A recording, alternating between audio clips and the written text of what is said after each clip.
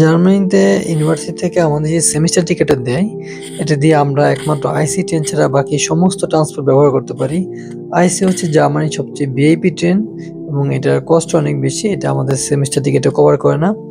But আইসির পরে যে ট্রেনটা সবচেয়ে দ্রুতগতি সেটা হচ্ছে আরই ট্রেন। অর্থাৎ যদি আমরা দূরে কোথাও যেতে চাই এবং সেটা সেমিস্টার টিকিট দিয়ে অর্থাৎ ফ্রি যেতে চাই, তখন আমরা এই আরই ট্রেনটা ইউজ করি। এটা হচ্ছে আরই 5।